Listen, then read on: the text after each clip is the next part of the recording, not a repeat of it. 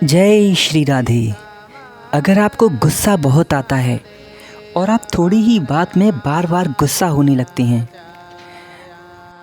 या फिर आप अपने दोस्तों की चाल में फंस जाते हैं, कई सारे सेल्फिश लोग अच्छा बोल करके आपसे काम निकलवा लेते हैं, तो आपको क्या करना चाहिए? इन बहुत सारी परेशानियों का हल है इस एक कथा में जो हम सुनने जा रहे हैं। इसीलिए आप लोग पूरा वीडियो ध्यान से सुनिएगा और कभी मन करे तो इसको दोबारा भी सुन लीजिएगा। ये बहुत काम का है। बहुत वर्ष पहले की बात है। एक बार एक शिष्य अपने गुरुजी के पास पहुँचे और अपने गुरुजी से कहा, गुरुजी, इस संसार में हमें जीने की कला सिखाइए। दुनिया में हमें कैसे जीना है, क्योंकि बहुत सारे लोग और छल कपट बढ़ गया है। कभी कुछ बुरा बोलते हैं, कभी कुछ अच्छा बोलते हैं।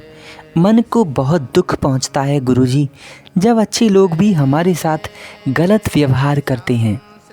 गुरुजी बोले, बेटा, तो तुमको पहले एक कला सीखनी होगी, वो है मरने की कला। अब शिष्य मन में सोचने लगा कि मैं तो जीने की कला सीखने आया था, ये मरने की कला कौन सीखेगा? भला मरकर कोई जिएगा कैसे? पर उसने गुरुजी के सामने कुछ भी बोलना उचित ना समझा। गुरुजी ने उससे कहा, बेटा, कुछ फूल माला और मिठाई लेकर के शमशान घाट में जाओ।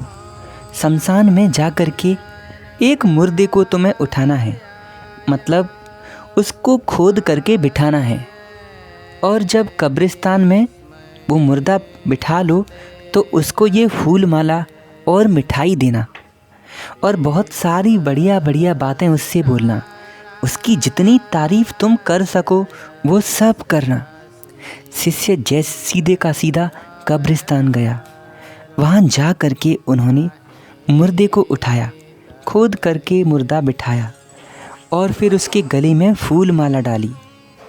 फूल माला के बाद उसको मिठाइयाँ सब वहीं सामने रख दिया, और बहुत सारी तारीफ़ उस मुर्दे की वहीं करने लगा। काफ़ी देर ये सब चलता रहा, पर मुर्दे की तरफ से कोई जवाब नहीं आया, कोई प्रतिक्रिया नहीं हुई। अब हो भी कैसे, वो तो एक लाश थी।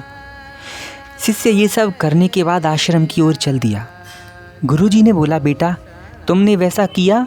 शिष्य बोला, गुरुजी, आपने जैसे कहा था मैंने वैसे ही किया।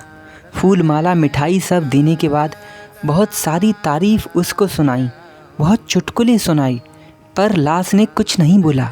गुरुजी बोले, ठीक है, अब दोबारा जाओ और एक डंडा लेकर जाओ।